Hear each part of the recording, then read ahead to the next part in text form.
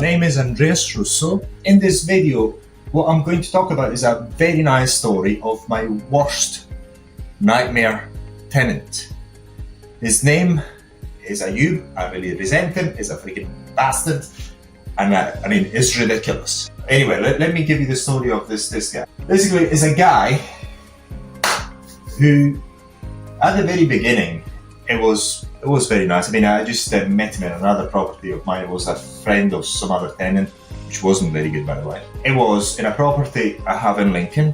And then I had another property in Nottingham. He said to me, "Well, I'm going to Nottingham." I said, "No, I've got a room in Nottingham. Do you want to rent it?" And he took his luggages. At the time, I was finding it hard to let that room. It took me a while. He looked at the room. "Yeah, I'll take it." This guy, at the beginning, sounded absolutely no problem. Even went to dinner together, and absolutely, I couldn't think anything, sinister about him. I couldn't have expected anything that he could have done anything of the sort. Very nice guy, no problem, no suspicion, everything was fine. At the beginning, the only problem I had at the beginning is there was a leak from the ceiling. It was in a room, the ceiling was leaking, the bathroom upstairs was leaking, so they made a huge fuss about it. And I told them, "Look, it is what it is, I need to fix it, and I'm trying to fix it as soon as possible." It's not as if, a leak happens, and the leak is gonna magically be fixed immediately. It takes time for people to come around and fix it. A huge fuss. And I told them, "Look, don't like it, I'll give you your money back. Find somewhere else, it's okay. Give you all your money back. Deposit everything. Go, it's fine. I understand, no problem, no harm caused." He stayed. Unfortunately. That was in 2018. He stayed for a year. And then, round about almost to the letter, to a year after, he stopped paying rent altogether. I just confronted him and I said, "Oh, Ayub, what's going on? You're not paying rent." He said, "Oh, I've lost my job. I'll pay you in 2 weeks' time." Okay, fair enough. So I was staying in the house as an HMO. 2 weeks passed. So, Ayub, because I met him almost every day. "Hey, where's the rent? Where is the rent?" By the way, he was not a lodger. It's technically, legally a tenant anyway. But anyway, "Where's the rent?" And he was a bit aggressive. He said, "Well, I cannot remember exactly what he said. It was just a bit aggressive." He said, "So, well, I'll pay you next week or in another couple of weeks." I said, "Look, already passed. That time already passed." And he said, "Look, use my deposit to cover for this one." I had some vacant rooms, and I had him not paying and 2 vacant rooms. I said to myself, let's not focus on nice gentlemen, and let's focus on getting these 2 rooms right. So what I tend to do, all my HMOs, I get one of the guys to do the viewings, one of the guys or girls who live in the house to do the viewings. It's very easy. I give them £100 each for every tenant that they find through my advertising, and everybody's happy. It's very easy to do it, and everybody's happy. So I said, "Ayub, you're not paying rent. Do the viewings, at least you're going to get commission. It's going to go towards the rent." He was very enthusiastic about it. But what happened was, I was running ads. He never took any leads from my ads. He just got 2 scumbags to move into the 2 rooms I had. One of them was a scumbag. The story was that he moved in. He only paid after he moved in. Never happens. Basically, he moved in, the guy, without me knowing about it, without having any contract. But as soon as I knew about it, I managed to have him to sign the contract. I managed to get the money from the deposit and everything. So everything was fine maybe for 1 or 2 weeks with that guy that he moved in. And then all of a sudden, I thought, I'm quite sure something going on in the house. Because I had another room that was vacant. I'm sure there's something going on in there. I don't know how I knew about it, but I said, I'm sure there's somebody in that room that was supposedly vacant. Ayub, at that time, I just tried to call him and wouldn't actually answer or pick up the phone. He owed me money. I called another tenant. Said, "Look, can you do me the favor?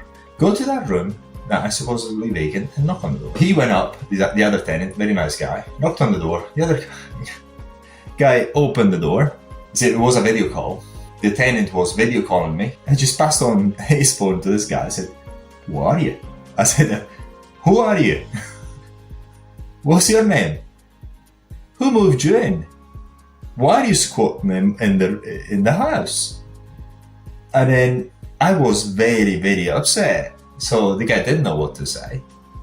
So he passed on the phone back to the tenant, the good tenant I knew. And the tenant I knew said, look, I don't want to deal with this. It's nothing to do with me.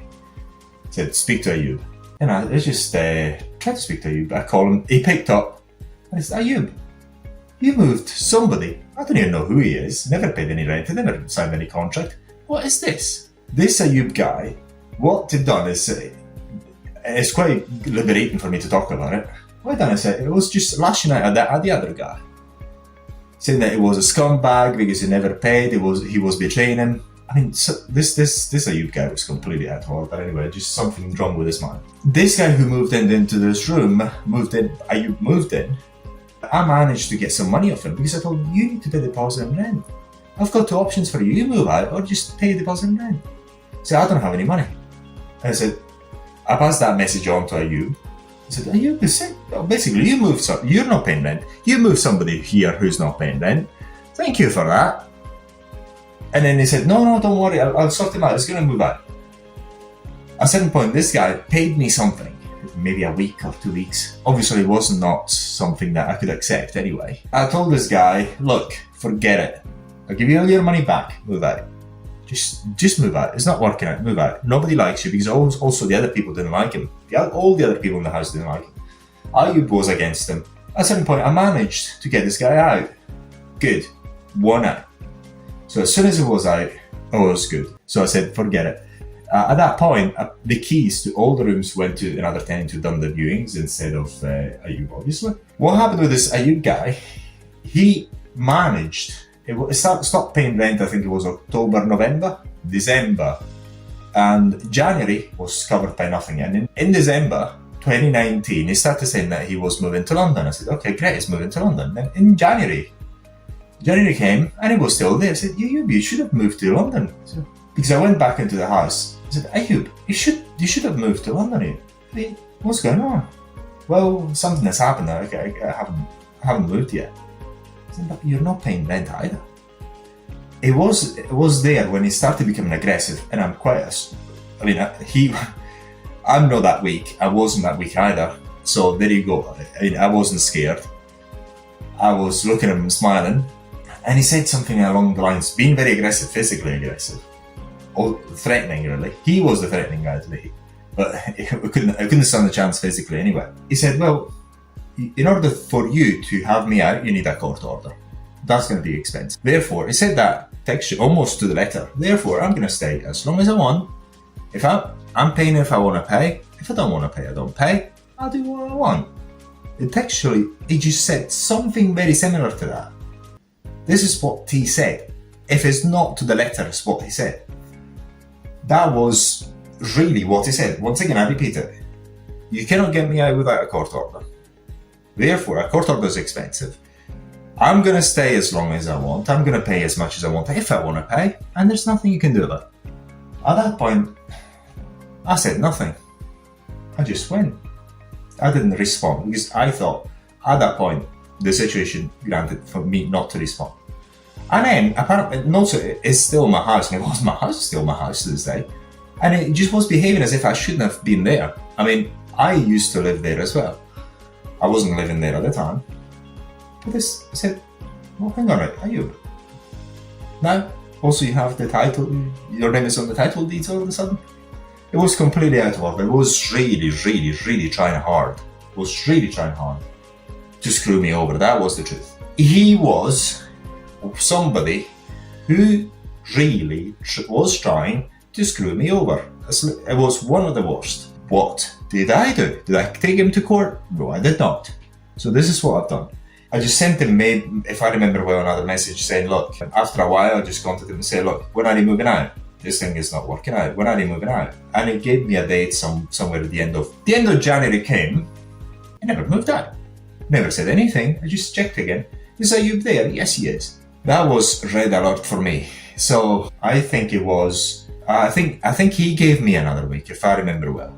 That week came and passed, and at that point, I said, Ayub, how long? I mean, you're really taking the mickey now. You keep giving me dates and you're really lying now. It's very, very clear. When are you moving out? And he said something along the side, the 29th or 28th of February. I just replied with a WhatsApp message, which is in the book. The book, you can read that message. I replied with a message, quite long. That really resolved the problem. Basically, you can read that message, it's in the book. What you do is just click the link below if you want to get the book. By the time you watch this video, very likely it's sold on Amazon and other places, but you can get it for free. Just click on the link below. But so, what he said, what I said, so in the WhatsApp messages, something along the lines of, look, I've tried everything. You owe me 2 months rent. I tried to negotiate with you. I tried every possible solution, amicable solution, but now you leave me no option.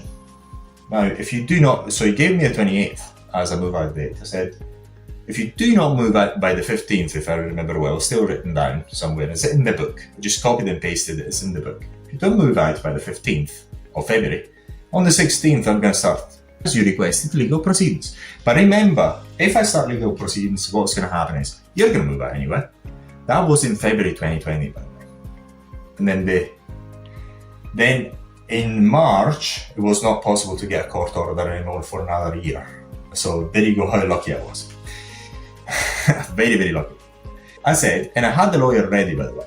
It wasn't a bluff. I already got the lawyer ready to start the proceedings. If you want me to do the proceedings, I'll do them. There's nothing I can do about it. I'll leave it to the professionals. But this is what's going to happen. You're going to be evicted anyway. And all the rent is I'm going to get a court order for you, court judgment, which is true. You can get a court judgment on the person to get the rent paid back. So even if they disappear, you've got the court judgment against them anyway. So you could use it, but many times it's no point on trying to get them for it, because they move around unless you've got a guarantor, which is something different. Then it's kind of difficult. It's still possible. It's kind of difficult. So difficult. Very few people bother trying to get the rent back once they moved out. I'm going to get a court judgment, and that's going to remain on your credit file. And then I can attach, which is true. You can attach. If you find them later on, you can get another court order, which is expensive to attach, that debt onto their earnings. So you get it directly from their earnings. So any job they've got, you're going to get a bit of it every month. Is it worth it? In my opinion, it's not. But some landlords have done it. It's a matter of principle to some landlords. It's not for me. I'm just very easygoing. I want a nice life. All my properties are beautiful. Just treat people more than fairly. My rents are below the market value, so I get no problems. But the moral of the story is that how did I defeat this? I defeated it using a judo technique. What I've done is use the same force that he was using against me, I used it against him. So he was saying, I dare you, you're not going to spend the money to get a court order. And I said, this is what you want. Very good. Poof. I'm just ready for it, but I was not bluffing. The lawyer was there. It wouldn't have gone anywhere because stop for a year. So grateful that he moved out, and who knows what other nightmares he caused for another landlord. Because I think what has happened, he'd done the same thing very likely with another landlord, the previous landlord before me. I think he kept doing it. I wasn't the first victim, so to speak. But then I remember also throughout all these conversations, it was just trying to make sure that I wouldn't have evicted him illegally. So he was scared of it anyway. So he was scared of being kicked out. He really didn't want to be kicked out. So he was scared of it. And I told him foolishly, I shouldn't have done it. I said, well, it's not something I do anyway. I foolishly told him that because it's not something I like doing anyway. I've never done it and I wouldn't do it. Up until now, let's put it that way. Up until now. If you're reasonable, you don't screw anyone over, you can resolve situations. There's more in the book, which this video is part of, where I explain how you do not need any court orders. You can get rid of bad tenants very easily just by using certain techniques. And this is subject of other videos, and also it's all covered in the book. Okay, just get the book. Very easy, it's free. Get it. You can buy it from Amazon, or you can get it for free if you click on the link below. Okay, so hopefully you enjoyed this video, you learned a little, but there's many techniques. You do not need a court order in 99.99999% of the cases. Even if the tenant stopped talking to you, there's many techniques you can use and they pretty much will work. Being a landlord is a great thing. Don't be scared. One of the techniques in order to safeguard you from the damages of evictions is becoming as big as possible. The bigger you are, the more equipped, the more resources you've got to deal with tenants that are maybe a problem. Okay, so thank you for watching again. Andreas Russo here. Thank you for watching.